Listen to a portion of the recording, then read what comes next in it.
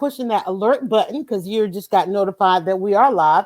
And thank you so much for following and liking and sharing and listening. If you make it all the way through to the end, get ready for the next one. I'm Yolanda at Dryer Buzzing. Over there is Angela Stalkum. She joins me twice a week. Where as leading women, we encourage everybody to come on. Let's check in. Let's see how we're doing and how everybody's doing, how the week is treating women. We left you guys with some stuff on Wednesday, and we said, well, let's give it a couple of days. Let's see how this thing looks on Sunday. And on Sundays, we come back and just try to sum up the week and actually help you get ready for the next week. Usually about 30 minutes, Angela and I are going to kind of toss around some burning topics of the week, gender specific, as they relate to, as you see down there, leading women. So we're going to try and make it make sense the way women make it make sense. Sean Smash-Jet has already checked in and said hello. I'm trying to read over there without my glasses. All right, what's she say? Good afternoon. And Sean, if you are prepared, there is a link in the description where we do invite you guys to come on and check in with us. You can come on air if you want to come in and get into some of the topics. At 2 p.m., we invite another leading woman on with us as a special guest. So I got a special guest today. I'm hoping they could figure this whole thing out and join us. I'm not going to tell you who it is. We're going to go, but if it all goes well, we're going to get a great history lesson today. And so, and I don't know. And then I've also sent out a special invite for Wednesday. Angela doesn't know who it is. I don't know. So it's going to be a surprise and to I me also too. sent out a special invite. And we have a delay. Hope we don't have a delay. But anyway, Wednesday, we'll see. I'll let you guys know about that. I'll find out about that on Tuesday. And I'm only saying that just to put it out into the universe so that these things will work. Angela, I had a good week. How was your week? Pretty good week. Given that every day is a roller coaster of emotion, and if you look at the news and you look at what's going on, you're like, okay, it's all right, I'm going to be okay, and then it's like, we're not going to be okay. But in general, I will say, sort of along the line of, if you don't have COVID, you're probably doing pretty good. So no COVID, so pretty good. But yeah, no, it's been a pretty good week. What I'm noticing is a lot of things I think that people have that delayed, right, that were supposed to be happening in March and April that got pushed. People were hoping, I think, that things would be opened up again in August. And so I'm seeing now things that are going virtual that maybe would have been in person. So I think that's nice. There have been a lot of things that I've been able to engage this week, that virtual book tours, author talks, artist talks.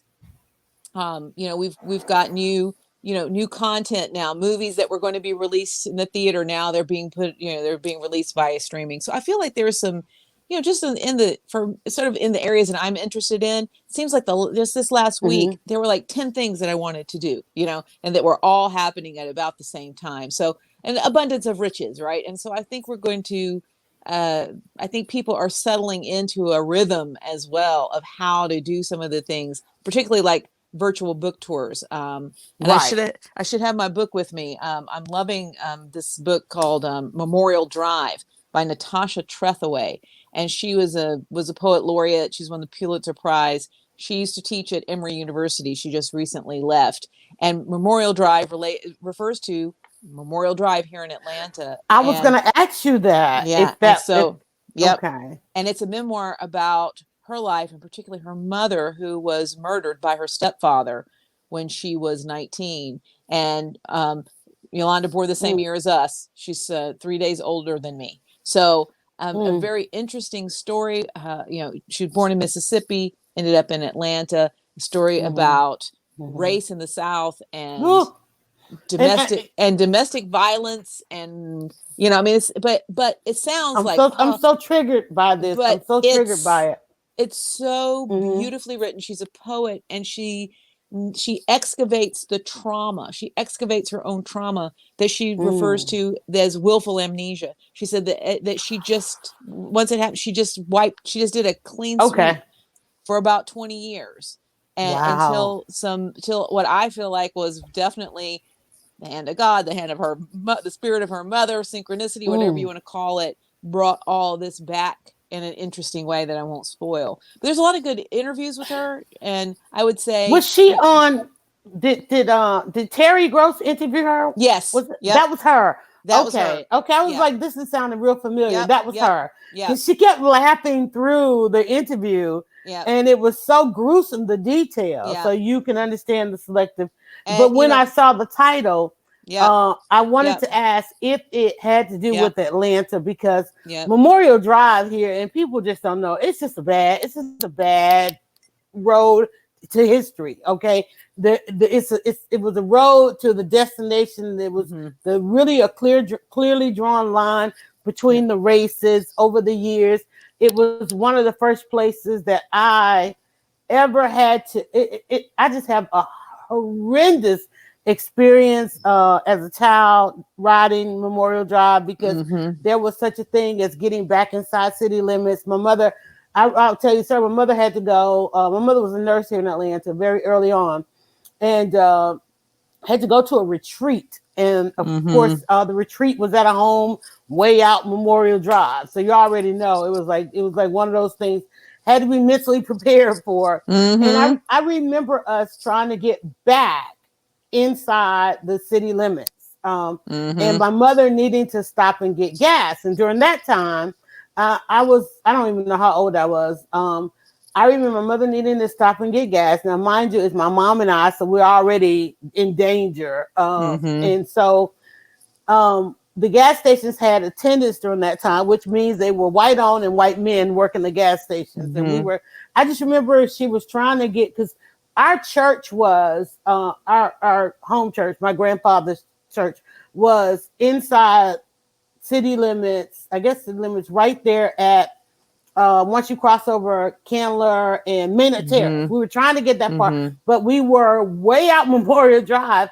And I just remember her sense of urgency trying to make it. I guess it's at least Candler or something. I don't know. I just remember she just kept trying to make it.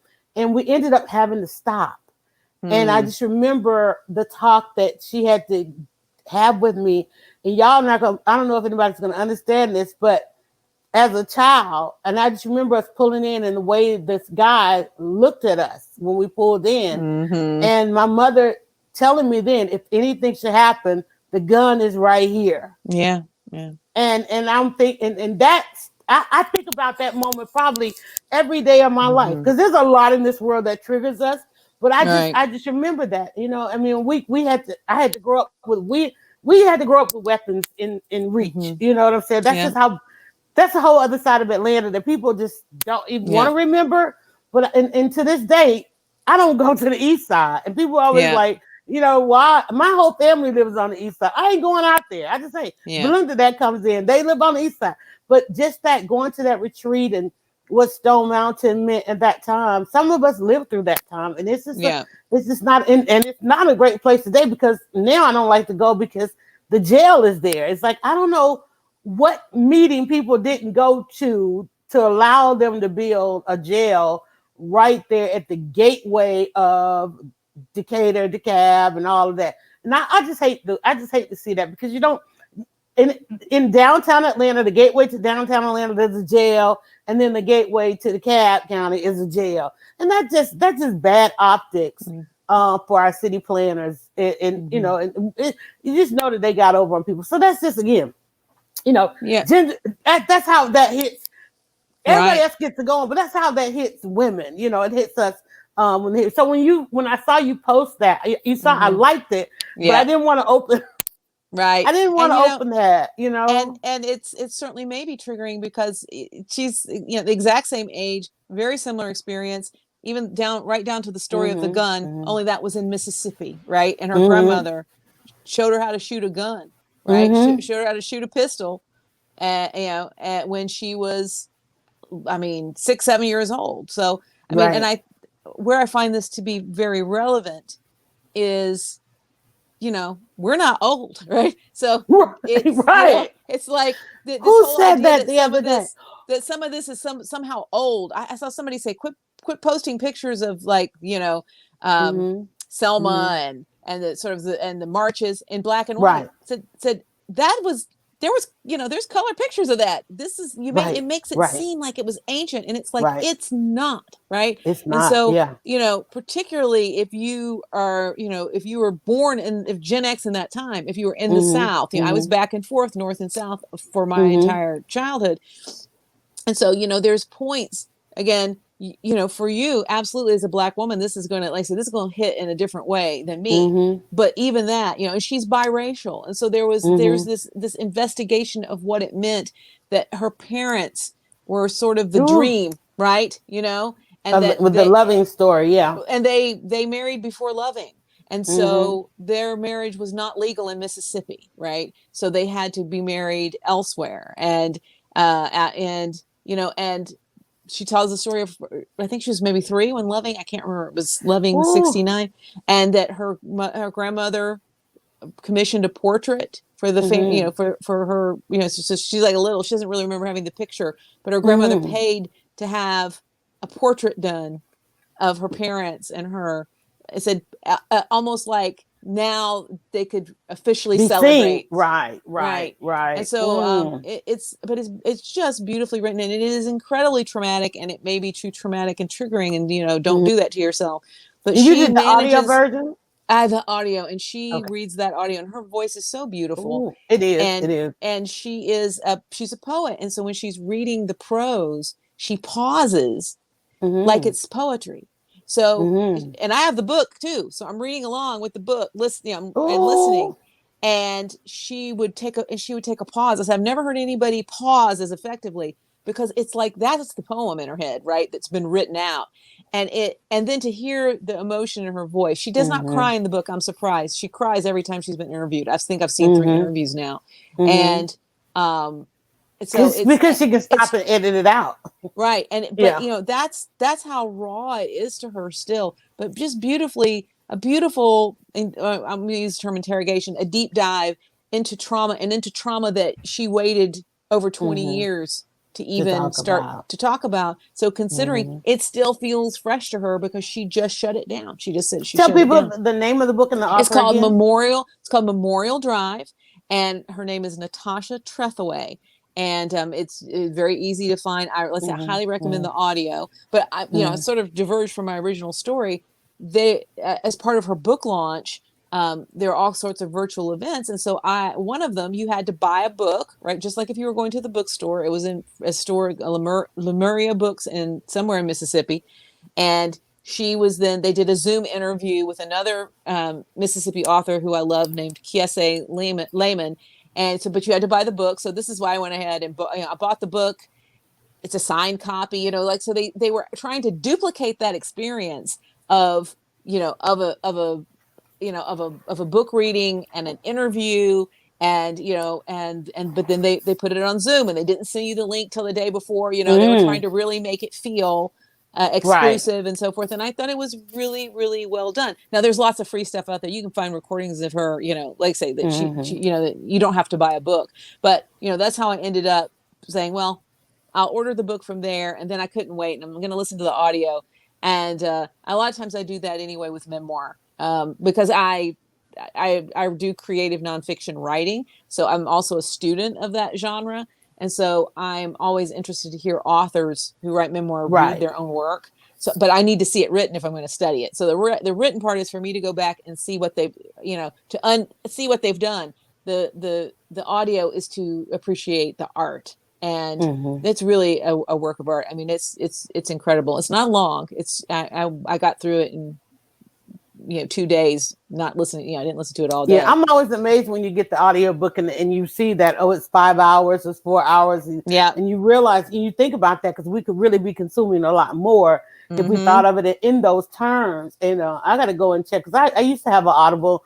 I just hadn't used it in a while, because Yeah. it's been a while since we even talked about books. And you would think about, I was thinking about that today. I was like, man, this would have been an amazing weekend on it, because I'm seeing all the memories coming up of things over the years.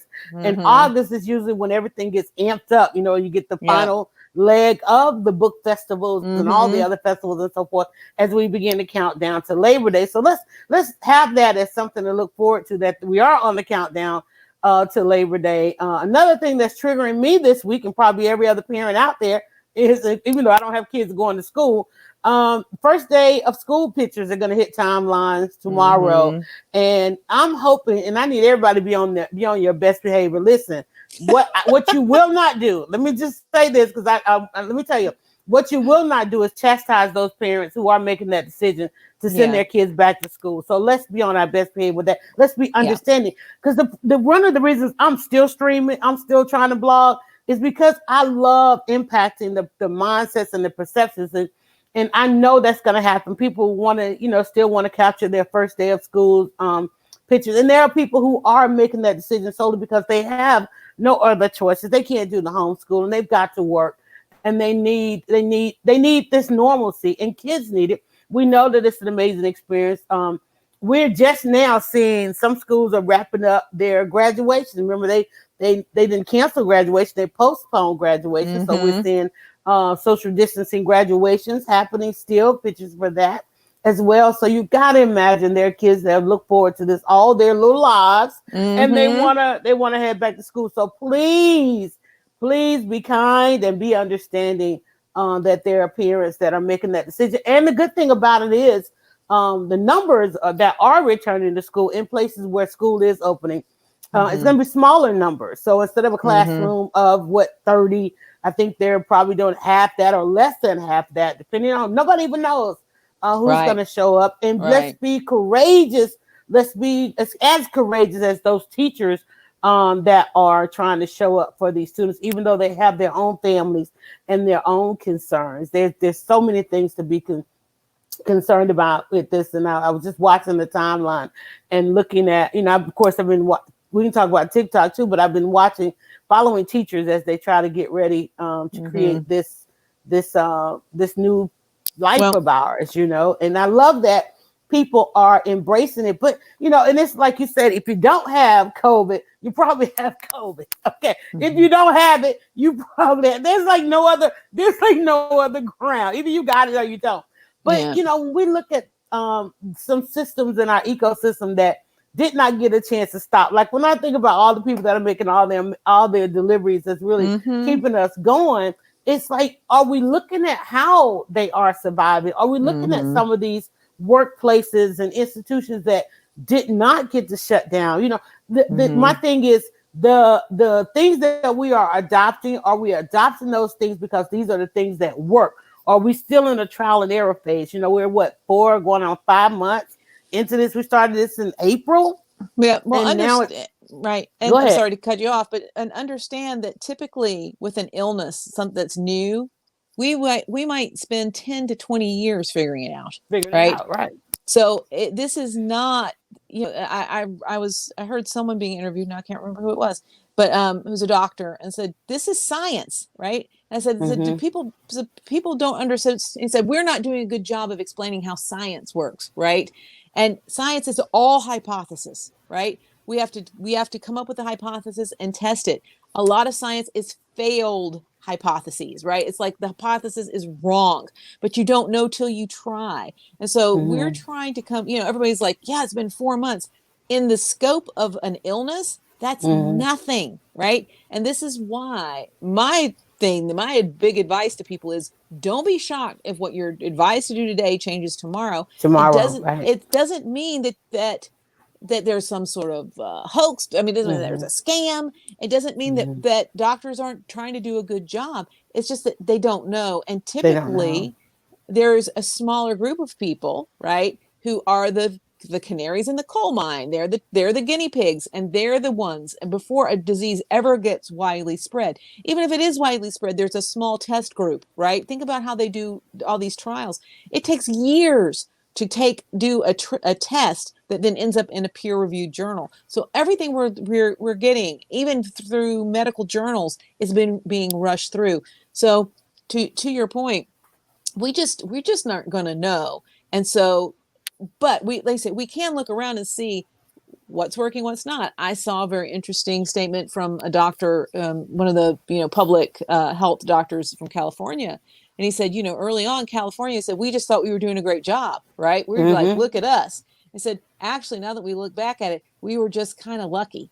He said, yeah, we were Yeah. doing some things that worked. He said, but we had gotten very lucky. And he said, but one of the things that I've seen that does seem incontrovertible is that all the states that were going backward, right, California included, that looked good, that as soon as they opened bars, as soon as they Mm-hmm. opened indoor bar where you could drink inside, Mm-hmm. and secondarily opened up restaurants indoor wider, that Mm-hmm. it just, within a month the numbers were through the roof, Mm-hmm. because an enclosed space where people's mouths are exposed, right, you can't drink and eat with a mask, right, But here's the thing and to that. Somebody in there had to be infected. And and that's the yes, thing we don't. That's because the only thing that we don't have in place yet. Because remember, there yeah, was an article, there was mm-hmm, a story where two people who had it just kept continuing on with their business. They yep, went to the store, they went to yep, events, you know, and so we don't have in place, and what we don't want to have in place, because I just keep thinking about that movie, Stomping at the Savoy, or Dancing right, at the Savoy, during the outbreak of tuberculosis, where mm-hmm, people had to be held, you know, against their will until right, they were cured. And until we get to that point where, I mean, and I don't know if we're ever going to get to that point, but I mean, something mm-hmm. is working, Well, and that's it. where individuals who care Yeah, about where it's working. It's working in scenarios where individuals care about others. Okay, that's the exactly. only place it's working. And if you are in a situation where you have to deal with people who don't care about anybody, you're gonna be in danger, It's right? well, I and mean, that's it. yeah, it goes back to this. I keep thinking about this case, this story from Arkansas, where it was a great clips, right? And there were Mm-hmm. two of the hair cutters ended up with, the hairstylists ended up with COVID, and it started with one, and they think the other one caught it from her. The first one who had COVID went to urgent care with COVID-like symptoms, but was told that she didn't need a COVID test, that she didn't have COVID, and so she went back to work. Mm-hmm. However, at that Great Clips, all the hairstylists had to wear masks, all the customers had to wear masks, and they I think they calculated that the two of them, before they realized they had COVID, would have exposed at least 140 people, right? Mm-hmm. Yet no one appears to have caught COVID from them, because just of having two masks, right? So the ones with Mm-hmm. COVID had mask on, and then the people who, right up in their faces. That right there is powerful case study, right? Mm-hmm. We also see there's not been huge outbreaks on airplanes. Why would you be trapped in Right. this little space? Well, because they use medical grade HEPA filters in the Mm-hmm. filtration system, and the air in an airplane is recirculated through those filters almost every couple of minutes, right? Mm-hmm. That's why that's that sound that I just can't But you stand. don't but you don't It's hear that right, when they're constantly giving us these updates and right. reports. You don't hear about Yeah, what's working yeah. and where it's So working. so the latest guidelines, and I'm giving everybody a heads up, if you don't already own a HEPA filter, there's going to be a rush on them, is get you a little HEPA filter, right? You don't have medical grade ones would be the way to go, but those are $1,000 and up, right? But Mm-hmm. you can get a little $100 Mm-hmm. HEPA filter that you keep in the space where if you're gonna, if your family is together or whatever, and that will recirculate. You're looking for something that will maybe recirculate the air 4 times in about 90 minutes. And that's Mm-hmm. a very powerful backup, right? To masks and whatever and social distancing. So there's information out there. It's just so chaotic. And I'm going to say the same thing that I say all the time about this. If we had good leadership at the top, so we're talking about leading women, right? Is our so we're leadership being an important part of what Yolanda and I are interested in. And so this is the absolute goal of a leader, is to take all the chaotic information and put it together in a way from a communication point anyway, that makes sense and is actionable to whoever needs that information. And because we don't have that, so just if we're imagining it's a pyramid and there should be some sort of, it would be the CDC or National Health Institutes of Health that would parse through all of this information and help us to frame it and understand what we need to look at and focus on. Because that's gone, it's like our pyramid, the top's cut off, and it's just all this information. So you're constantly having to look and gather and gather. So to your point, there we can see what doesn't work. Like we know, Mm-hmm. don't don't yell, don't sing, right? These things just spread, right? We now know that the sleepover camps do not work. Don't send your kid. I mean, if you do, I mean, you just said don't shame, but this case here in Georgia is shocking. Even the experts are shocked Well, at it's like you said, they were the guinea pigs. They were the yes, guinea pigs. So nobody knew how to yeah, do a camp. You know, I'm and pretty sure there weren't any no, guidelines on and them. no, well, there was a state had guidelines on what they were supposed to do. They followed the guidelines, but masks weren't mandatory. And so they were there for 3 days. Now the counselors were That's there crazy. for a little bit longer, but the kids were there for 3 days, ages 6 to 19, right? Mm-hmm. Mm-hmm. And within 3 days, they had 10 cases and they closed the camp. Now, at this point, there were 500 and some people, staffers and children there, right? They've Mm-hmm. tested 360 some, 260 are COVID positive. Okay, That's so who was the that's initial though? Who so where did who was the original person so there was that there were showed up there with was it? at least one, if not more, probably camp counselors. Now I know someone who knows someone, right? So this is a secondhand, third hand story that everybody was supposed to be tested 12 days before coming, which is stupid. It's nonsensical because you could be recontaminated. But she said that some of the counselors hadn't received their results yet, and they Results. and they let them go because it was so long. They let them because they weren't symptomatic. They let them Mm-hmm. come anyway. And so then they found out they had cases. But even having been tested 12 days in advance is stupid. You Right, and could we also you could know that recatch it. people don't everybody doesn't Yeah. show symptoms. No. So, And in but here's fact, the thing. Here's the thing with school though. If you're going to go back to work, if mm-hmm, you're going to send your child to school, then you're dependent on that, then that means you can't go doing all these other things. that's it. You've got to track yourself, and you've That's got to it. know that you may not Mm-hmm, show symptoms. I mean, you can't send it because I mean we already know schools are petri dishes anyway mm-hmm, during the first week until everybody gets acclimated to all the different mm-hmm. immune systems. I mean that's every year, every first couple of Mm-hmm. weeks of school, every time the weather changes, every time It's the seasons change. I mean, those are things that happen, and you have to kind of ward that off. But now it's like you yeah. keep hearing all these results, but you still don't hear the initial facts. What caused Well, it? What started it? right, It's like right. having because clearly you can have 100 people in a building and And everybody no. come out because Mm-hmm, people going to work every day, yeah. right? People have And returned to work, so it's something that's working. Is it Is it the filtering system? Is mm-hmm, it the mask? Is it right. the monetization that's happening? What is? We still don't have No, enough of that conversation at because we've all. not we've not focused on it where other countries have. And see, it's not like it's Mm-hmm. not possible to do. Other countries have done this and have determined where the priority is. So if the Right. priority is getting children back in school, then we can't have bars, right, open. And then Mm-hmm. and Mm-hmm. if the priority is school, then every school needs to have rapid COVID testing. We know rapid COVID testing exists because before The anybody comes in basketball to see the players and are before anybody doing comes it. in to see the president, they are tested. Before they get on Mm-hmm. Air Force One, they are tested before they get on the plane. And this latest Texas Republican jerk, Gomert, whatever his name is, he found out he was COVID positive because he was getting ready to get on Air Force One with the president. And he didn't have any symptoms. He tested positive. Interestingly enough, another member of the subcommittee that he sits on, a Democrat from Texas, who did not want to do an in-person meeting, right? Mm-hmm. Mm-hmm. He has high risk. He has comorbidities. He was in Texas, sheltering in place, but the Republicans on his committee forced him to come. They said, if you don't come, we're going to vote down whatever. So he got on a plane and he Right. went, and now he Right. has it, right? And it's a 99% chance that he got it from that guy Gomert, right, who is yelling with no mask. So again, but if we had the kind of rapid testing that exists, let's Mm-hmm. say for basketball players, Right. for the White House, so that children were tested at the front door, right?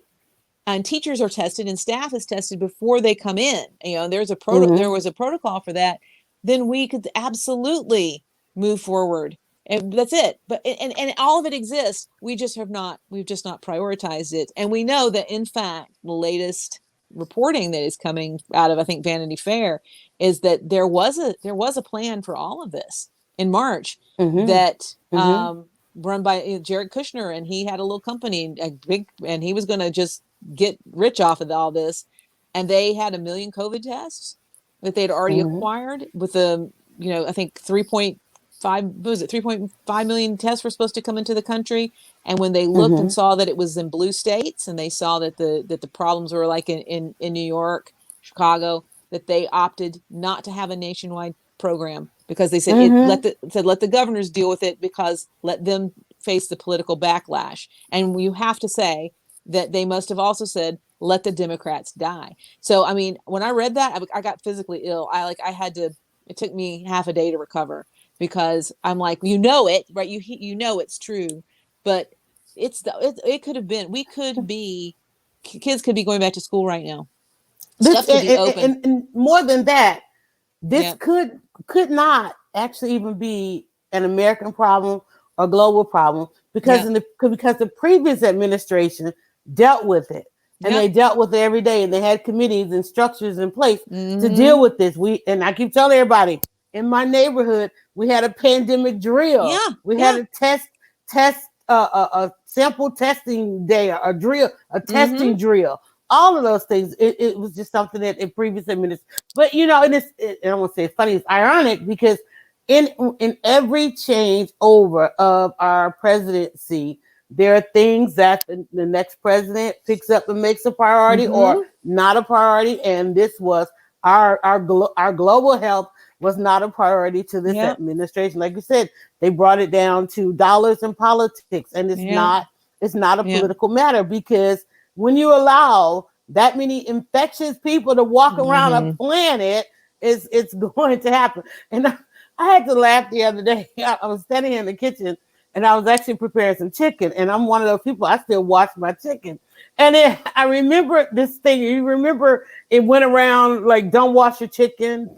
And I'm like, and I'm laughing, because I was like, man, they were everywhere, all over the news. Don't wash your chicken. Don't wash your chicken. And here we have a global pandemic. I'm like, y'all better go back to washing your chicken and do like the islanders do, honey. Use that lemon on that chicken. I'm just saying. It's like all of that. I mean, they put it out like really, that was the sense of urgency. That was your health scare of 2019, telling us not to wash the chicken. Yeah, it's like not the fact that COVID-19 was going all around. It's crazy. It's crazy. But you guys, we are expecting.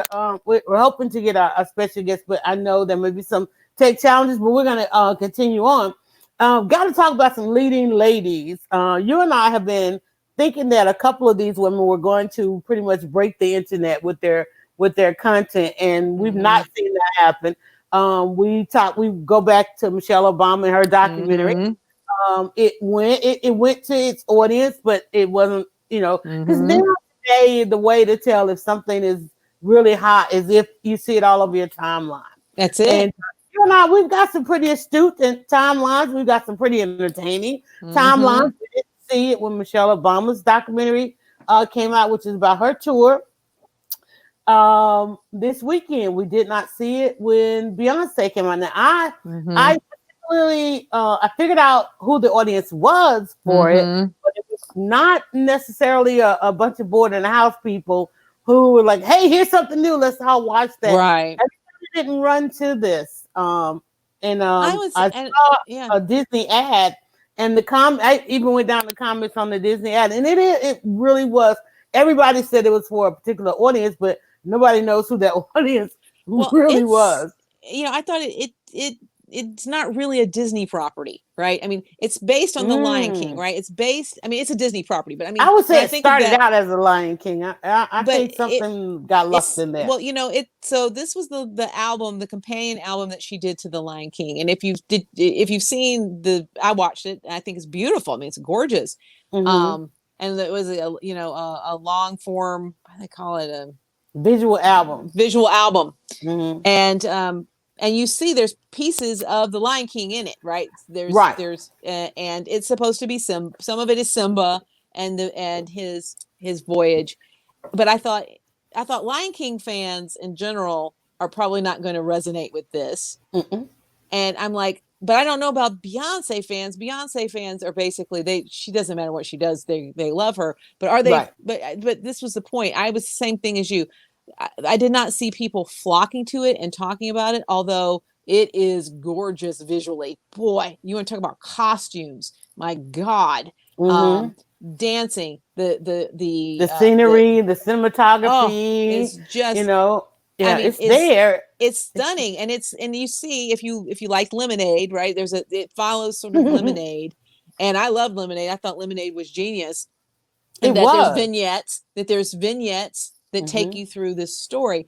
And I don't know if it's because the music was somehow still tied to the Lion King. I think it's Mm-hmm. interesting, but I did think, I'm like, this is not what you would expect to see um, on Disney, right? Although Disney Well, has and Marvel and all that here's the kind of thing. question, because everything that Beyonce does, it's almost like threefold. Like you get Mm-hmm. this appearance that she's Right. in, and then you follow up with how she leverages that appearance. Okay, so she was connected to the Lion King, which Mm-hmm. was amazing Right. to be connected with, because that is something that resonates and lives forever. And Mm-hmm. this was a remake of the Lion King, the animated. Right. It was stop animation, I believe it was. Well, it was live Um, action. I guess live action with action, right? animals. So it's I more didn't of see a it. movie Yeah. than Right. the cartoon. Right. It was not a So cartoon. then she comes with she did the album, Mm-hmm. and then she did a visual album. The Mm-hmm. third part of that, which would have driven the entire anticipation of the Mm-hmm. project, is she would have announced dates. This would have And been a tour, it was supposed to happen. and She was going to be yeah, touring this fall. Yeah. this would have been a tour. So it was like, being that this was the culmination of it, and there's Mm-hmm. nowhere to go after that. It's like you Yeah. still want something else. You still want a little Mm-hmm. bit of narrative with that. And one, I think because Beyonce is still trying to do things, and I'm going to say the old school way with music. Mm-hmm. It's Mm-hmm. supposed to, like, for instance, this coming out a year later. That's a long time. It didn't come out with Yes. the album, because when she did it with Lemonade and the Super Bowl appearance, it Right. all fell right in line. And But yeah.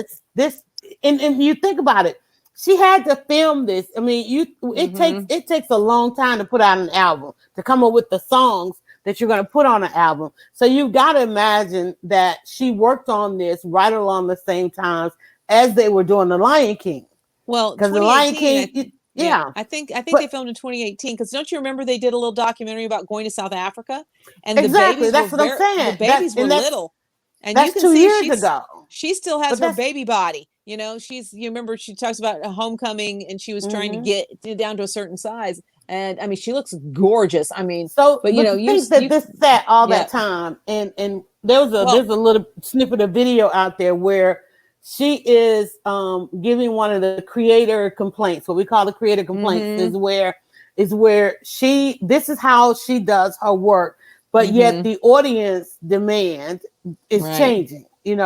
And so she's at a place where she's still arguing with content creation and how the right, audience wants to receive it. Like, she was talking about how people are not necessarily doing whole albums anymore. They're just doing mm-hmm, the things and feeding. She doesn't want to take that route yet. right, But and if you think about it, imagine, instead of this, mm-hmm, if, like everybody else, that they had done a live video from home in their living room. It's like right, almost like Versus.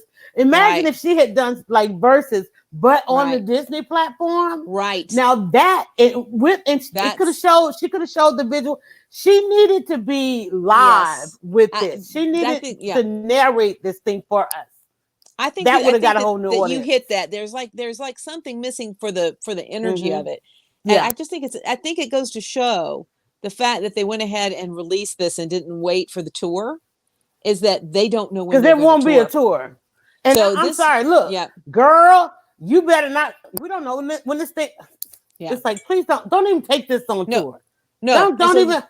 this one won't tour. Let it go. Like I say, whatever the next thing is. And I, so Yeah. but I mean, it's like I say, I just, I like to have things on when I'm working in the kitchen or whatever. And I started Mm-hmm. to watch it and I was like, no, I can't watch this working in the kitchen because I need to look at it. I need to examine the screen because it's Mm-hmm. so visually rich. And Right. I mean, and it moves like this, like Mm-hmm. I read a review and like the person's like, the only complaint I have is that if they they had so many gorgeous vignettes. If they'd have just held the camera for another 5 seconds per shot, just so that you could just take it To in, take it in. because Yeah. you have, It kept moving, I you mean, know. and it's meant to be, it's meant to be, sort of have this visceral You know what I effect. wanted? Here's what I wanted. And I know I've been arguing with Netflix, like, can I get a one and done, one and done? I want a one and done, but this I would have appreciated if this would have been in episodes. Yes, And each and one of I those think was an they would have episode. gotten more views, like, okay, that's it, now stop. Right. What's Rihanna along with Donald Glover, they did one, and Right. I keep watching it because it has such a great story. It's an island story, but it's also a visual album. And I didn't even realize it was a visual album because there was so much storytelling in it. And I can Right. remember, I think it had a little bit of dialogue in there as well. That was really good. But I think because the parts that I like, or the songs that I like, I can't go back and play that. I gotta like rewind and fast forward, as opposed to having a track list. If they broke this up and it was a track list, I think that would have been, because people want to be interactive with it. We got to think about it. It coming into a streaming platform. Streaming platforms, it's that digital. That's what the digital customer. But that's also the point that Beyonce doesn't want to get to. She doesn't want you to have that kind of control over her content, because she's just not trying. They're always, that camp is just slow coming into this. Even when let's go back to when the movie came out. She didn't even post the movie right away, which lets you know that they were still negotiating some licensing. And remember, she didn't show up for the full cast photo. They ended up having the Photoshop her in. So there's been some pulling, and it's Disney. Disney ain't trying to give anybody ownership, but that she really probably, the only way this finally came out is she got the deal that she wanted. She got the deal that she wanted. And Beyonce is walking away from this with money in her pockets and For ready to do whatever's what next. they said, from now to perpetuity, this planet and all of us. Yep. And so, this is what I look at, though. I thought, look at, if for anybody who creates content, look at how she's managed to repurpose content. She's so good at that, right? And that she does this version, this version, this version, but she has now, I think, has elevated her business, right, to the point. And I think we really saw it with going in hard on Netflix with Homecoming, is to say, it's not, if she's not properly compensated, it's not going to happen. And so I don't think this is going to hurt her. I think that they're experimenting, right? I think she's experimenting with this, and I feel like that that Black is King could eventually come into, I mean, she's creating a mythology, right? She's creating a mythology there that it may be more of a slow burn of what happens, but it may just not be an American thing. I don't think that's this is it. an American thing. And I will tell you, we have to realize that when it comes down to these dollars, music and entertainment and Hollywood, the American dollar is a very small part of that. Because of where we are critically in this as a financial institution. So it may be doing well in Disney on one end, and all these other streaming services. I mean, like you said, if you want to look at it from a business perspective, I mean, look at the box office before the movie industry failed. You would have what a movie did stateside, but then you look at the numbers they did outside the country. You're like, well, dang, wow. So I'm pretty sure it's probably outperforming the American viewership. I'm pretty sure it's outperforming that in other parts of the world, because other parts of the world are featured in it, right? And we don't find out until Beyonce releases a project. We don't find out all the people that are involved. Like, all the people are now posting, hey, that I shared a video of one company said they did the mask. Everybody's now saying, yes, we work with Beyonce on this, because you've had to be quiet for these 2 years. 2 years. Couldn't say anything about doing anything with this project. And so now people are coming out, you finding out who the dancers were, the performers, how much material was licensed, and who got a chance to do that. But like I said, her doing everything either 3 and 4 fold, not having tour dates after this, it's almost like it kind kind of fills it out. And again, because in America we want that next thing. We're always off to Right. what's the next thing. This is what was her complaint, is that dealing with the American audience. They're like, okay, you did that, now what's next? What's Right. next? And as a creative, always having to worry about what people want next as opposed to living Mm-hmm. in what you just created. It's a problem for artists, and it's in Mm-hmm. particularly a problem for American art. Now, keep in mind, even though we're talking gender specific, we're also talking about this American bubble Yeah. that we live in, thinking that we're the be all. Not at all. Okay, Well, and so understand. Go ahead. exactly. And so it will be interesting to see if, because like I said, you know, this piece of art is art, right? Mm-hmm. If there is a little bit of a slow burn versus this, and are we getting, is 4 months in, almost 5 months into to quarantine now, right? To Mm-hmm. quarantine life, are we losing some of the urgency of things? Um, Ooh. that because you got time, right? Mm-hmm. Instead of saying, Mm-hmm. well, I got to hurry up and do that this weekend because I'm going to get busy with work next week, or I'm going to be going out, I've got plans. And so that Right. some of these things that people would have jumped on, because I'm going to throw out an example that's not about women at all. There's a show called The Umbrella Academy, and it was a Netflix series, super successful in its first run, highly, going into the beginning of the year, highly anticipated the launch of the second season. And it's one of these, it's like, it's based on a comic book. I really love it. Mm-hmm. And it dropped on Friday. I expected it would be the number one thing on Netflix, because it was the number one thing on Netflix when it came out the first time. And it wasn't. It was like number 9. And I can't even remember what number 1 was. Number 1 was an old movie, right? It was something that's been out, and it's not even, I was like, this is not new, this is not whatever. Now, I haven't checked them all weekend, but I'm not seeing people talk about the Umbrella Academy. And I was like, people were dying for the Umbrella Academy earlier in the year, and now, and people who've seen it, I've started watching it, and it's like, it's good, it's very good. And this is what people say, this is great, it's good, it's the same standard. But people aren't burning their way to it, right? and i The and i'm only like, thing I said about Umbrella, there's an Umbrella challenge on TikTok. I don't know if it comes from this. if it's from that, I don't know. Mhm. But let's flip that script, because I want because we need to talk about Oprah dropped something new, and Michelle Yes, Obama dropped something new this week, I was and trying to neither pull that up. one of them are burning up my timeline. But I want to throw out something that, Because okay, well, let's talk about Oprah for a minute because we're talking about Oprah going back to having a talk show. Let's just say yeah, it's what it is. yeah, It is a talk show. yeah, People are wondering and worried if she's going to try to stay the lane of the Super Soul Sundays or the right, therapy, or if she's going to start pulling back in entertainment. Because to tell you the truth, nobody out there is doing any iconic, epic interviews right, except for Tamron Hall. Nobody has mastered home broadcasting right, on the regular channels more so than Tamron Hall. But it goes back to the fact that Tamron Hall specifically asked Oprah, and this deal had to be in the works. She specifically asked her. She said, "It seems like you miss it. Are you yeah, coming back to TV?" And she was stunned. She was like, "No." She says, "I love the tour." They remember Tamara interviewed her right, at one of the Weight mm-hmm, Watchers, and she says, "No." She says, "I like this. I like getting on stage because I get to say what I want to say and do what I want to mm-hmm, do."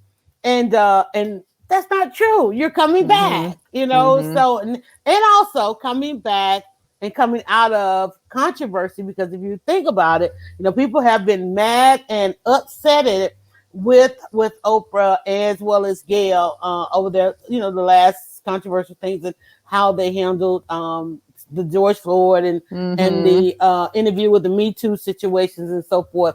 And we're keeping a close eye on Oprah and Gayle, because you wonder, like, why did Gayle have to leave New York? And Gayle left New York right when they're going back to the studios.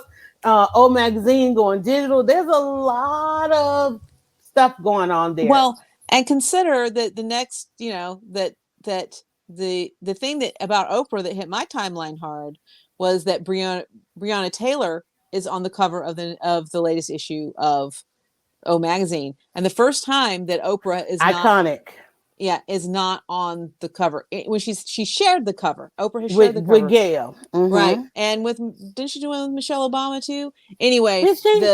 the um and she did one with a bunch of Weight Watchers people, but it was a fold out one. The But yes, and that they say, and it's gorgeous shot, and again, that's iconic. And I thought, isn't it interesting? This is me doing my steeple fingers. Isn't it interesting that we've both observed that O Magazine has been skewing toward a blacker audience, to targeting a blacker audience. You can see it in the ads, and that they make this decision to go digital, and then immediately the Apple deal. She got the Apple deal. Then she's got this Breonna Taylor cover, and I feel like some of this may be that Oprah is ready to be more involved. Because Hearst Industries runs O Magazine, right? They're the publishers of O Magazine, and so I felt like, because you go, gosh, this is O Magazine is still in the magazine industry one of the most widely distributed magazines, but they're not that for years now. When I talked about it gets thinner and thinner and thinner. You talked about it seems like a flyer. It's but like a circular at this point. They've lost their. It used to be that you would see ads in O Magazine. It was mostly ads, yeah, and you would see high end makeup, high end perfume. Like the thing would be loaded with perfume samples.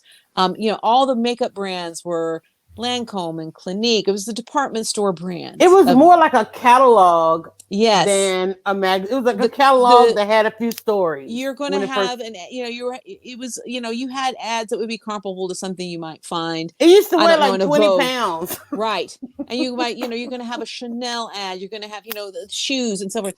And it's those advertisers have left O Magazine. Now, I would really love to hear that story. And is it that they're leaving print? Is it that, it has to be that they're leaving print, because when you think about, nobody just buys for one magazine, right? You get ads and they go throughout, whatever the holdings are. And it would be interesting to see in the Hearst holdings what that looked like. But so part of me thought, but now wait, go back, because they have controversy, right? Yes, so Hearst has been, yes. And they've had for abusive and toxic work environments. And so there have been some shuffling around at the top. And mostly, of course, it's always a white man, but also some women who were in positions of leadership creating toxic work environments. Speaking of, we have to talk about. You're like, yeah, Ellen DeGeneres. Oh, what's going on there? That's old news. I'm like, everybody bring us up to speed. What is going on there? I've been hearing about the toxic work environment at the Ellen show for years. If you follow the right timeline, it's not just the Ellen show, because she owns or is involved in several shows. And of course, we know, to go back to, I think I know when Steve Harvey was on her show, she alluded to the fact of being owner of the show, some of his shows. And so that's part of it. And Steve Harvey is coming back to the East Coast. Family Feud is coming back to Atlanta. But when you think about toxic work environment, let's make it gender specific. Nobody has been hurt more in a toxic, in a harassful work environment than women. And fellas, we know y'all got your stories too.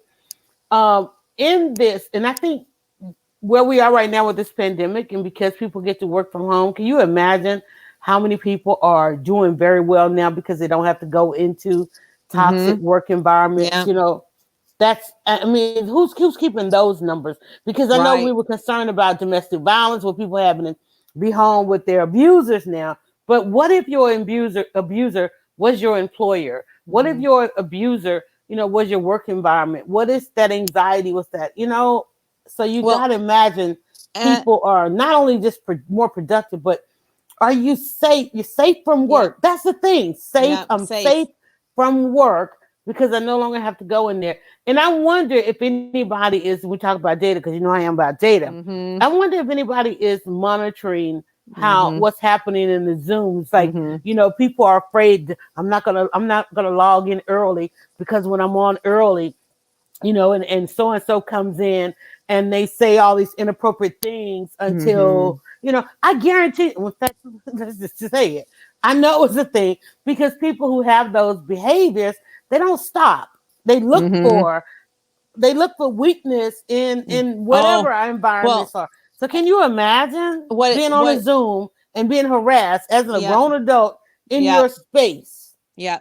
And still feeling like there's not a whole lot you can do. And this is the story at the Ellen show, is that there's a group of 3 producers who kind of run the show, and she's, to a degree, that she's above that. But for years, the stories have been that if you are, that when Ellen, like, is, like Ellen would walk down the hallway, and that they were told, don't make eye contact with Ellen, don't look at her, don't talk to her, right? High diva behavior. And then I have seen that reported in other places, that when Ellen was being interviewed by other, it was off doing an interview, that the instruction was, don't look at Ellen, don't try to engage Ellen. Right now, I understand some of this, Steve Harvey got in trouble for some version of this, like, don't come knocking on my door. Right. So did he get that from them as he was getting ready to go into that environment? Right. And that, but anyway, but that's one level, is that Ellen says she's, promotes kindness, and that she's not particularly kind. Right. That's one thing. Right. But the actual work environment at the Ellen show, there was they've had sexual harassment. They've had people being screamed at. They've got people who are, story after story after story. And this has been for years. And I say, I follow a little corner of Twitter that is adjacent to that. And people, would leave, and they would tell stories. And it was just, it's common knowledge. And so I saw this morning that there's a rumor that she'll quit the show.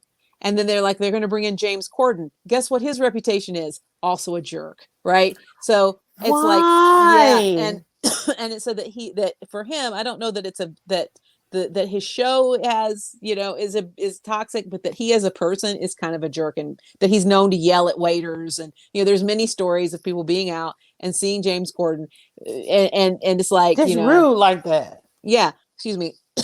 Yeah. So, understand. You need some Yeah, lemonade. I'm gonna mute myself here for a second. Go ahead, get it out, guys. While she does that, let me just let you know, because I did do a couple of additional shares, and did a couple of watch parties. So thank you guys so much for coming in on the watch parties and clicking in. This is Leading Women Weekly. It's our check-in where we talk about things that are happening, gender specific, during the week. And I shared this morning about all the different enclaves of those of us that need to be mindful of our rights and our freedoms. But we're talking about what's going on in this entertainment industry, because, again, it being 2020, there's a lot being revealed now. And as we try to figure out how to go back into some of these environments, people are saying they don't want to go back because it was just hella toxic. Well, absolutely hella toxic. Go ahead. Absolutely. So we had the women of Essence, right? Who rebelled.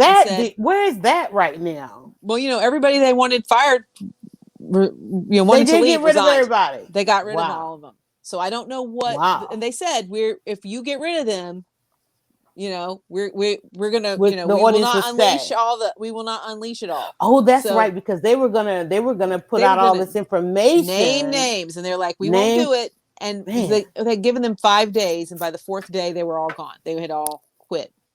I just reached over and turned on my crock pot. Yeah, that's I good. need to warm up my dinner. That's fine. And I was like, I got a whiff of it. I'm like, whoa, oh wait, I need to warm my dinner up. So I'm going to actually roast some tomatoes. Right. Go ahead.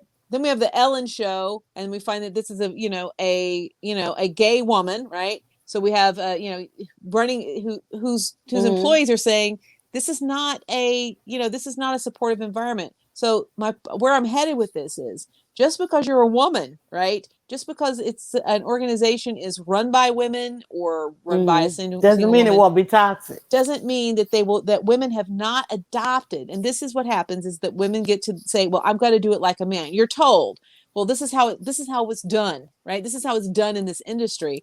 And so, which is this domination. You got to dominate and control. Because power is what power is. Yeah. Exactly. And so to say, as leading women, I hope that we can start to challenge what leadership looks like and what power looks like, and to understand that shared power is very important. And so I look at somebody like Beyonce, and she's clearly in charge, right?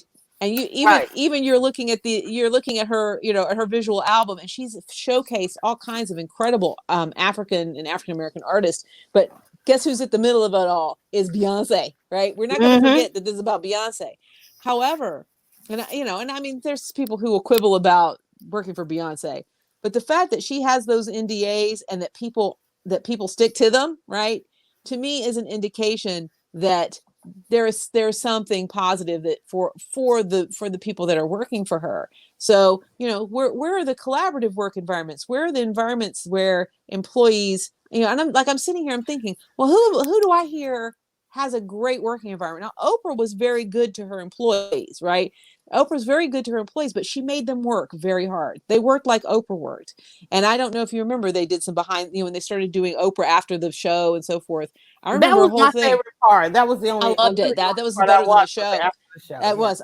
By the end, that was the best part. But they did a whole thing about that they got they got the whole summer off, and they got all kinds of perks. But they were expected for the 9 months that the show was on that was all they did. And so this would have not been a friendly work environment for anybody with children, right? But here's the Anybody. thing, though. Here's the thing. Here's the question. If all of the toxic environments are at the top, and they are at the top, how do you decide to be anywhere else? How do you To not decide do that? not to Right. exactly to not do that? Right. And that's the thing. Even when you look at some of the most successful people and look at how much they are driven by their traumas, and then you don't have any. You're creative, but you don't have those traumas. Do you feel like you'll never get to that point? And why is it all the toxicity rises to the top, right, as opposed to being suppressed or pushed out? Absolutely. And it's because the system recognizes itself, right? And so it takes a lot to move from that. So it'll be interesting to see, because a lot of what's going on is people just saying, everybody says this is how it has to be. But now that we're in the pandemic, so suddenly, well, you can't work from home. We need you here. You're not going to be productive, right? And suddenly now everybody's working from home, right? It's like, now don't come into the office. So suddenly things that, this isn't possible. We can't do this, right? Like movies. Well, we can't possibly just stream them right away. They got to go in the movie theater. They're not going to make any money. And now it's like, oh God, we got to push these things out. And people are paying $20 to stream a movie to their home. And so I know there were a couple of movies that I was waiting for, and now I can't even remember what they were. It's like, what were they? Now I know I'm looking forward to this movie with Denzel's son called Tenet by Christopher Nolan. So good. My God, he's so good. He's very good. And what is his name? John? Is it John? Yeah, Denzel's son. And and he, I think this. I'm sorry, ma'am. Hold up. Yeah. He doesn't want to be just called Denzel's son. I know, that was like his mother, who is a leading woman. Exactly. He will tell you who made more than his father and all this kind of stuff and paid for this, that, the other. So we must acknowledge the mom in this as well. Yes. Okay. Who will not call Denzel's wife. Oh my God. But yes. And she is an actress at home. I got to see her on stage here in Atlanta in a couple of projects. And yes, and her children do definitely come out, even though Denzel is busy. And also, Denzel is doing the August Wilson series. They just cast for this next one, but one is getting ready to come out as well. So I can't wait. And I'm so thinking about doing something to think about. They waited a long time trying to get the release of the August Wilson plays and scripts to take to the screen, and now here we are, and we don't know if theater is ever going to be a thing again. It may have to be on. I mean, I think it will be. I think. Oh yeah. I think we'll come back to it, but what we got to figure out, like, how do you tell if somebody's got COVID, and how do you get people to care about other people? And here in Atlanta, I mean, we have this heartbreaking story where this young man, 17 years old, just lost both his parents. He was an only child, and not only that, it's like this wasn't just a news story, because as soon as I shared it, my cousin comes on and say, "Hey, that's your cousin's coworker." It was like this thing is. It's everywhere. It's everywhere, and we just have to figure it out. There was a couple other things I wanted to talk about before I even thought about that, but keep going, and I'll remember what it was. Oh, we were talking about August. Go ahead. Let's talk about not August like in Red Table Talk. The deadline, August 1st, was the deadline for people who had pandemic relief Yeah. who didn't have to pay their rent. And I shared a TikTok video. I hate to keep saying TikTok, but this is why they want TikTok That's why they banned. want it gone. Yeah. But the guy shared a TikTok video. He was out and he was like, this was July 31st, the night of July 31st, and he was out filming. He said, look, it's a mass exodus because people in states who did not, they had a moratorium on having to pay their rents. August 1st was the day, not only to pay your August rent, but all of that rent. Right. And people are there are these mass exodus that are happening. So lots of moving vans. I saw lots of them around here. We're in Atlanta. A lot of people, and when you think about it, and that's not all again toxic. The flip side of that is if many people, if you are in, most people have been told, hey, listen, you get to work from home for a year or so. People are like, hey, work from home means work from anywhere. Yes. As long as they got a good connection. So people are branching out. You know, I'm like, hey, look, I might want to go to the coast. As soon as I get a couple of these things really rolling, I might want to think of a coastal lifestyle. You and I are doing well. We're doing better in a virtual than we were Absolutely together. So, you know, well, is that and mind though, getting toxicity out of our life? Is that what this pandemic is doing? I hope so. And I think it's really shining a light because so many things that we put up with are because we just don't think there's any other way. I have to do it because there's no way for me to live. Right. So it is, it is the person who stays in an abusive relationship. It's the person who stays in an abusive job, right? Or a job they hate, right? Well, I don't have any other choice because I got to pay these bills and I don't have to, and this is how I get paid and this is what I have to do. And so not only is it, like you say, people going to work from home, going from office to work at home, but also people losing their jobs. In fact, whole industry is being wiped out. Yeah. And like you say, well, I have to live here because this is where the jobs are. Well, if there's no jobs there, and I think it's one of the big initiatives in Georgia that's been an issue. It's an issue, and there's been some initiative around it.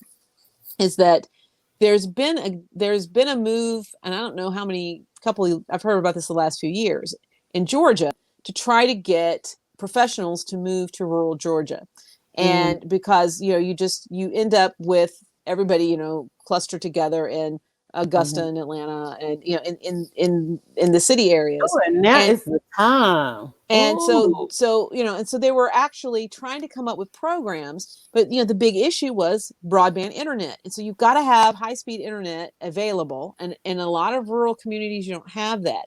But if people have high-speed internet, we're to the point now where they might be able to move anywhere. So Vermont had a deal, right? They were trying to get, their population is aging. They were trying to get particularly young people to move there.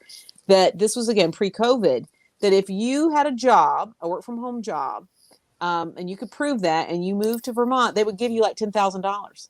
They would give you a moving bonus of $10,000 cash to get established in Vermont, right?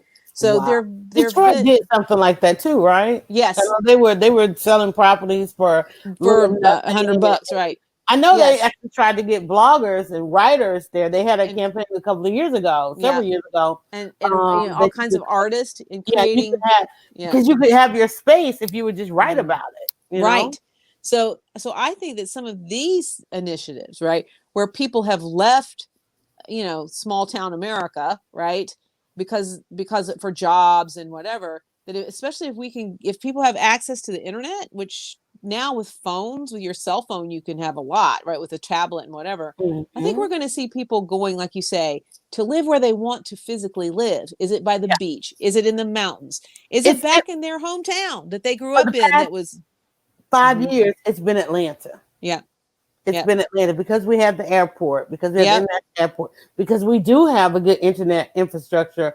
There are people who live here and work on the West Coast. And then we had Hollywood.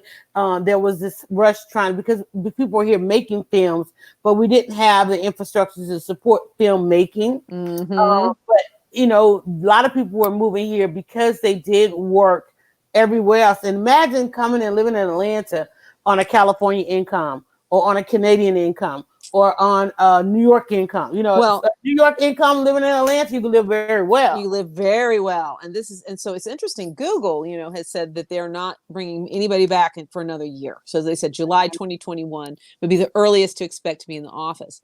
But what they have said is that if you leave, where are they, Seattle? if you Mhm. leave, if or you know they've got offices here in Atlanta, that if you leave and move, if you relocate to a place with a much lower cost of living, they Mhm. will adjust your salary accordingly. So that they're going to they will maintain people's salaries the same through the end of the year, but that they're Right. going to give them a salary decrease if they move away. And I'm like, how does that doesn't make any sense? Don't I get paid what I get paid, right? And No, you so get it's paid. like, It's based on that state's cost of living. well, Not only that's exactly that, right. I mean, because the deal, they have that deal. They're in that state Mm-hmm. because of what it costs to operate in that state and the concessions that that state is giving them. Exactly. And if your employees are not living Yep. in that state, then what good is it Yep. for us to have you in that state? Because people are in this one, and again, this is something we need to be mindful of because Mm-hmm. if you think about it, now you're talking about we can work from anywhere.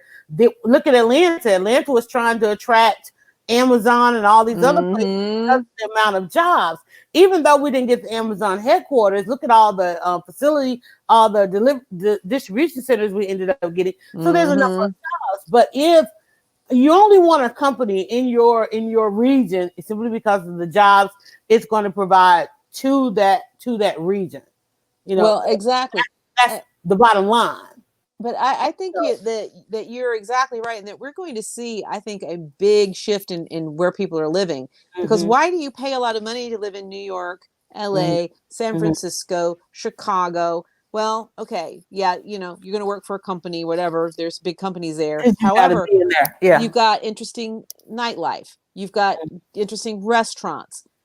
You have activities that you can engage in that you don't, international airports. Well, not doing it, can't do it, can't do But it, think can't about do it. think about all So, these other places now that didn't have that kind of infrastructure, and now mm-hmm, because 100 employees from this that and is are going going to to a be, rural yep, area. Now you got a restaurant. Now you need a nightlife. yep, Now you need a. I mean, and even in Atlanta, look how much downtown yep, Atlanta became residential, and it had nowhere for you to shop, yep, nowhere for you to entertain yourself. Now it's bustling with shopping. Restaurants are mm-hmm, coming, convenience stores are coming, that whole walkabout lifestyle. And many of those people who live in downtown Atlanta, there are no jobs down there because everybody else, yep. all the companies have moved out. It's pretty all residential with the exception of the education institutions that are there. So, But I mean, I think I we're going to think, see a major shift. And think about this too. I drove by Georgia Pacific. Have you mm-hmm, noticed how many floors in Georgia Pacific are now empty and under construction? Are they about to make that building residential? I mean, residential, that would be those interesting. floors Yep, were gutted, yep, hacked, and Georgia Pacific is one of the taller buildings in downtown. mm-hmm, yep, So, and now with everybody, think about 191. mm-hmm, That's what 75 to 100 stories in that yep, building. Nobody's working in that. I mean, I think people are going back. I think I saw a friend there. I think they have to go a couple days a week. But how soon are they going to start thinking about scaling back? And what mm-hmm, what does this mean? It's like, yes, we have the pandemic. Even if we saw the pandemic this week, okay, the right. vaccine comes and all of this, people are not going to want to And go. they're not going to go back. I heard, I've talked about attending this social media conference, and Mm, it was who did he work for? Bacardi.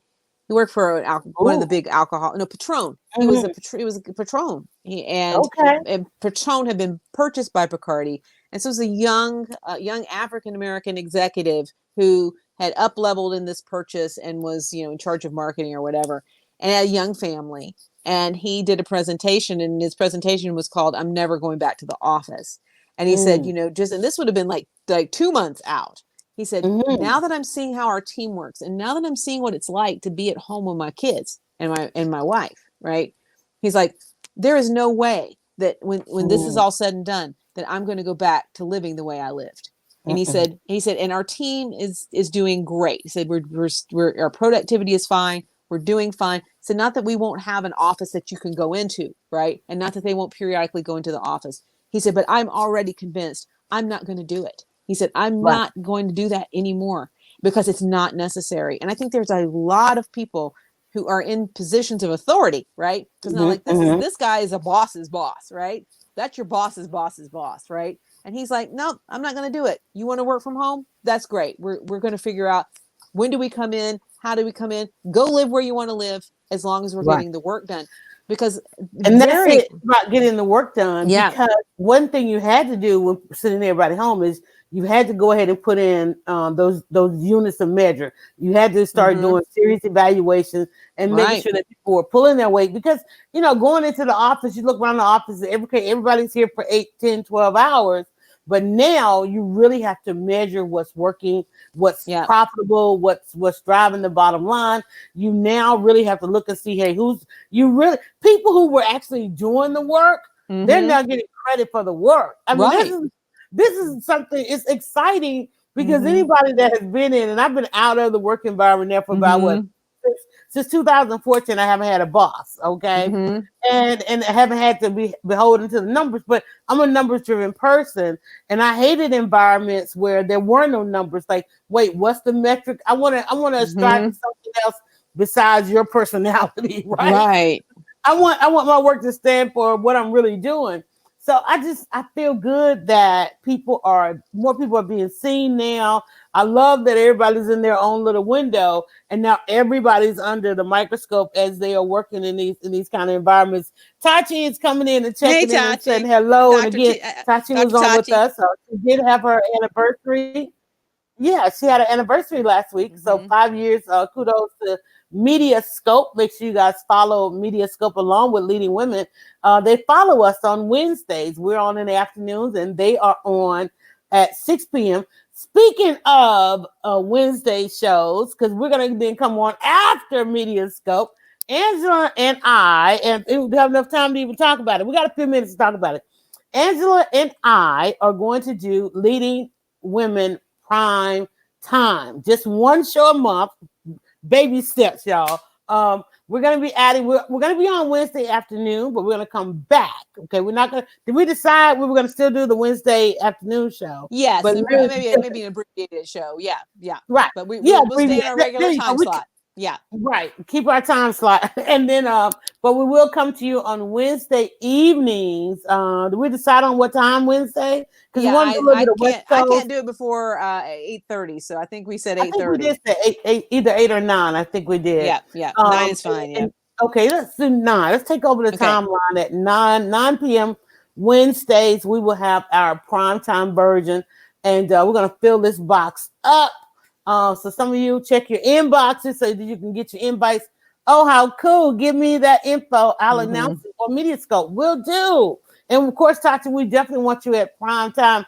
And I know that'll be a lot coming off her show, but she's a pro. She'll know how to do it. So actually Wednesday, this coming Wednesday, the first Wednesday, yes. So we will be there. So we're going to be promoting that over the weekend. We're going to work on getting some other people on with us. It's going to be really exciting to come to you guys in prime time. We don't know what prime time looks like because we're usually like real chill about that time.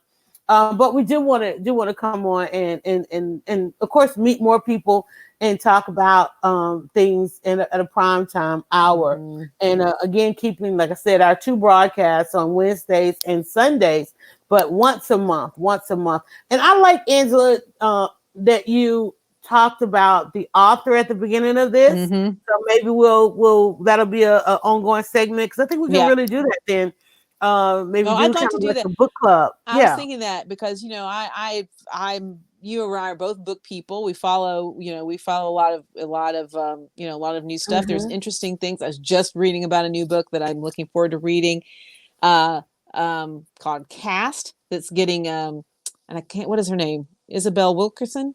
She wrote the book The Warmth of Other Suns. I think her alarm might have hit, guys. We always get you. You always freeze at the very end there. When we get to the end, she has a couple of alarms and things that go on, and she'll pop back in and be like, "Where'd I go?" It's one of those glitches. Let me see. I was trying to stall. We'll see if we can get her. Hopefully, yeah. Here she go. There you go.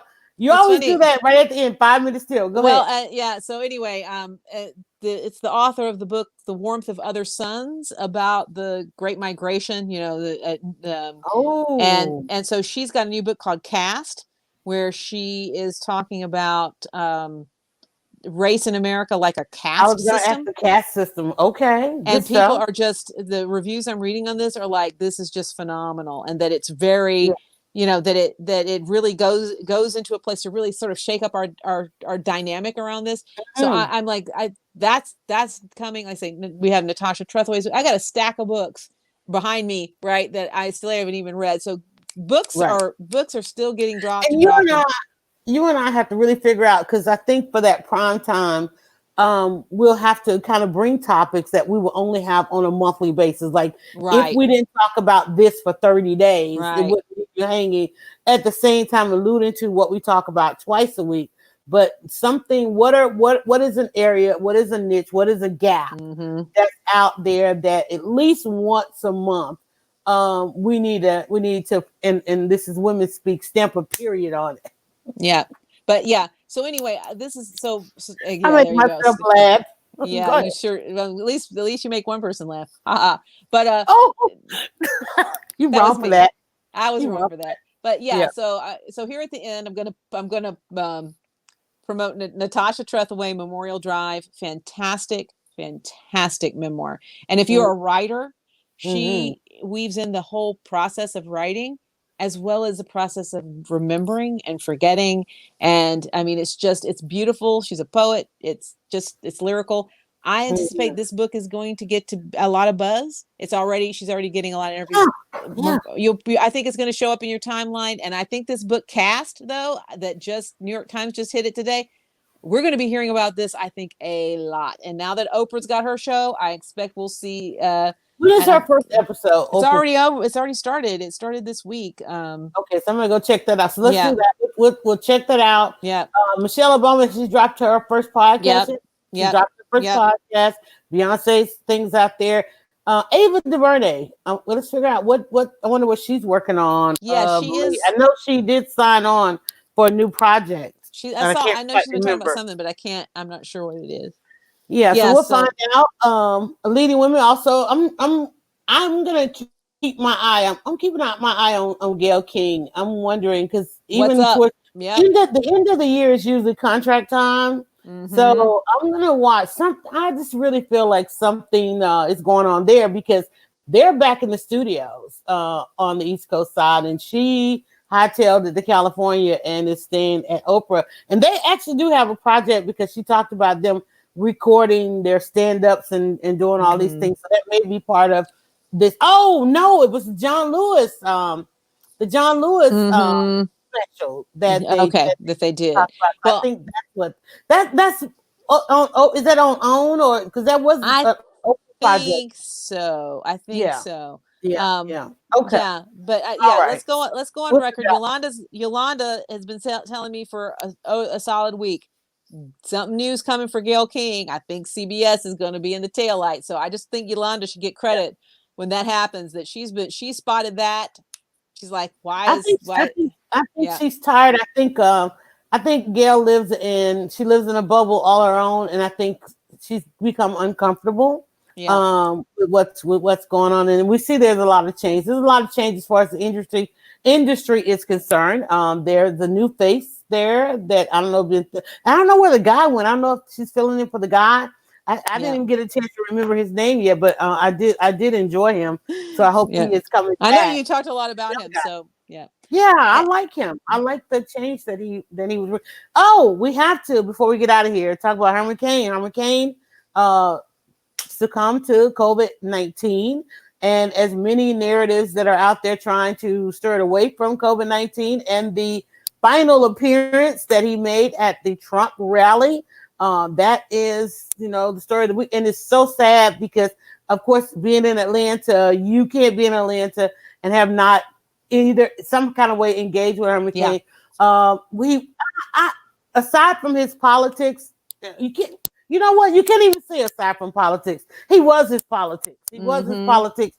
Being in his presence, he was a tall, statuesque of a guy. He was smooth. He was debonair. He was a salesman. That's mm-hmm, the only way I know how to describe him. And mm-hmm. he was. And you got to imagine me being a blogger in this city. I have walked up to a lot of people and had conversations with them, and definitely had my turn and chances. with meeting and engaging with Herman Cain. He believed what he believed, but he was a salesman. He also went to my high school. He's also from my old neighborhood as well. But he was an interesting guy. We can talk about it another time. I mean, he was that guy that it's funny, and we talk about bookends when you hear. And I'm just going to say, for as far as quotes, John Lewis had a quote about getting in good trouble. Herman Cain had a quote about not getting involved with what people were doing with the civil rights movement. He had this narrative where you could still make it without having to do all of that. And if you remember, Condoleezza Rice also had that. In fact, her family called it the counterculture. She was quoted one time about, because being that she was from Alabama, was it Alabama? Yeah, somewhere. Yeah. And people would often ask her, because how do you come from the same place as John Lewis and not have that history? And simply because they were in another class, and they felt like being in another class and that they didn't have those issues, and that was counterculture. But that was the normal thinking during that generation. Understand that was not unusual. John Lewis was one of his siblings that did all of this. Think about that. And so here we have this contrasting loss of John Lewis, whose life stood for everything about voting and freedom. And just one way of doing things, and Herman Cain was an entirely different way. I remember attending a gala, and I had a chance to, like, what do you call, like a tennis match, to watch Herman Cain engage with some of the other leaders, and those were his absolute beliefs were that you could do this without the way that not without the movement, but the way the movement was run, the way they ran the movement. There were African Americans, Black. In fact, I'm going all the way back. Negro, colored, Black African Americans going through the history of who believed there was simply another way of doing that. And I'm saddened that Herman Cain's life will end based on his dedication to his politics and his ties to Donald Trump. That is a disservice to a human life, that we will not celebrate any other accomplishments that this man did. You got to imagine he came through some of the exact same things as John Lewis, but he did it another way. And trying to find the respectability in that way is difficult in this time. It is difficult. And I tell you, that's the toxicity of Donald Trump, is the people that attach themselves to him end up getting the worst of it. And whatever their legacy is, whatever their accomplishments are, toxic. You're right. The only thing that they become associated with is him, and they always end poorly. And I think this is so again and again, and I don't understand why. Yeah, I don't understand why people want to attach themselves to someone so incredibly toxic. But yes, their legacies are destroyed, and it ends poorly for them. And in Herman Cain's death, it cost him his life. It cost him his life to go sit at a stupid thing that shouldn't have happened. That should never have happened, to prove a point. And like you say, a legacy, whatever, out the window. And that picture, I thought about this with John Lewis. And, and on one level, I said, John Lewis never got off the Edmund Pettus Bridge, right? His whole life and all the way to his death, he was on the Edmund Pettus Bridge, but he chose that narrative to make a point, right? And so every year he went back, he kept that story alive to make a point. His legacy, he'll probably have that bridge named for him. That bridge is nothing, though, compared to the whole thing. Something about calling it the Memorial Bridge or something like that. And I don't know that it needs to be called the John Lewis Bridge, because he wasn't the only person who walked across that bridge, right? But there's other things that should be named after John Lewis for sure. But I'm like, he had a legacy. He maintained the integrity of his legacy all the way to his final passing, and in the casket going across the bridge. I mean, the power of that. And then you have Herman Cain, who, and anybody like him, who, the picture that we will remember of Herman Cain is him sitting in that Tulsa stadium with his little group of friends and supporters. What did you tell me? Don King was there. I didn't recognize him. And with no mask on, smiling. And I'm like, that's the picture. That will be the picture that will stay in the history books with Herman Cain, right? Because he's the first known death in that circle in Tulsa. This will be in the textbooks. And I'm like, think about it.